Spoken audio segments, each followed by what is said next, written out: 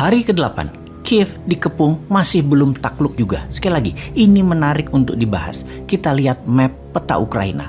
Masuk ke Kiev dari utara, dari Belarus, maka ada kota bernama Ivankiv. Ternyata di sana masih juga belum takluk. Masih terjadi perlawanan dengan strategi perang kota, petak umpet di antara gedung-gedung membuat pasukan darat Rusia terhambat. Kita ke sisi timur, kota terdekat Rusia yang terjauh dari Kiev sekitar 400 km.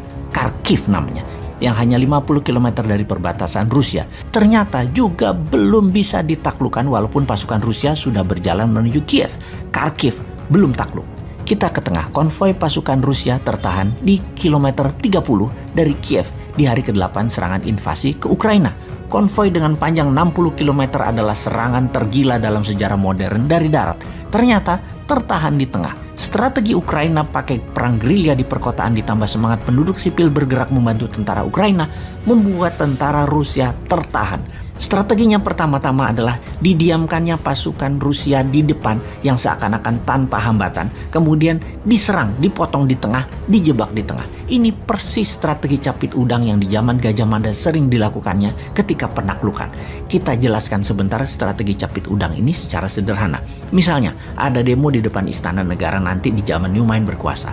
Cara capit udang akan dipakai lebih banyak karena lebih efektif ketimbang strategi di Radameda atau di Rodomedo. Apalagi tuh di Rodomedo. Kita kembali ke pelajaran sejarah Nusantara sebentar, ke pelajaran zaman SD. Zaman saya SD di kampung dulu tentunya. Kalau sekarang nggak tahu ada apa nggak pelajarannya. Capit udang versus di Rodomedo. Dalam penanganan demo atau perang, di Rodomedo adalah strategi perang zaman Majapahit di zaman Panglima Gajah Mada yang arti harafiahnya adalah diseruduk gajah, dogfight. Pendemo dihadang polisi depan-depanan, itu dogfight. Ini biasanya yang menang, yang rapi, yang lengkap senjatanya, yang posisinya lebih tinggi atau lebih atas. Kalau yang nyerang di bawah posisinya capek mereka perangnya. Yang di atas pakai gravitasi, didorong alam. Di Rodomedo adalah bahasa lain, sekali lagi, diseruduk gajah. Dipakai di Wakanda sejauh ini dalam penanganan demo yang sesungguhnya tidak efektif. Sebaiknya pakai capit udang atau supit udang yang juga tersering Gajah Mada pakai. Kalau ada pendemo, pasukan penjaga di depan sedikit aja yang posisinya seruduk gajah, tapi yang di samping dibanyakin. Ketika pendemo masuk ke depan, maka pasukan samping masuk potong di belakang pendemo. Sehingga misalnya ada 3.000-an pendemo, yang 300-an masuk ke depan, dikurung dari belakang, yang 300-an terjepit dan terkurung. Ini pastinya cepat diam mereka yang di tengah karena dikepung 360 derajat. Melihat temannya dikepung yang sisanya yang 2.500-an, pasti mundur maju ragu karena kalau bergerak yang 300 bisa dalam tanda petik mati. Jadi biasanya cepat usai perang tersebut.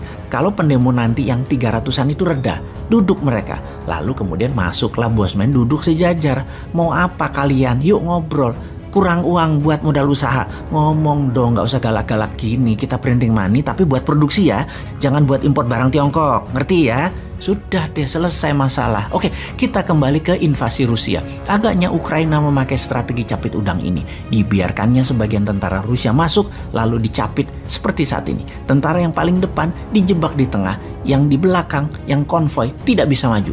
Rakyat dengan senjata apa adanya seperti molotov koktail, pisau, barikade berlapis-lapis atau catenaccio bergerendel melakukan jepitan di mana-mana. Tinggal tentara Ukraina dengan snipernya tembak-tembakin tentara Rusia yang kejebak di tengah. Ukraina sudah menyebarkan ribuan senjata diberikan ke penduduk karena ada wajib militer di sana. Semua orang jadi bisa pegang senjata. Itulah strategi Newman juga nanti.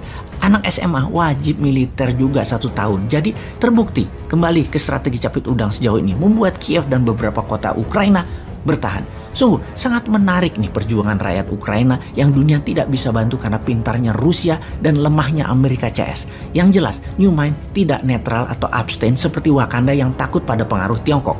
Kita, New Mind, akan mengatakan pro rakyat tertindas, yaitu pro Ukraina, pro life, dan pro humanitarian. Semangat berjuang galan people of Ukraine. Walau peluang kalian kecil di bawah serangan Rusia yang masif, namun hak hidup dan semangat nasionalisme kalian kami dukung dalam doa. Kalianlah pemenang sebenarnya.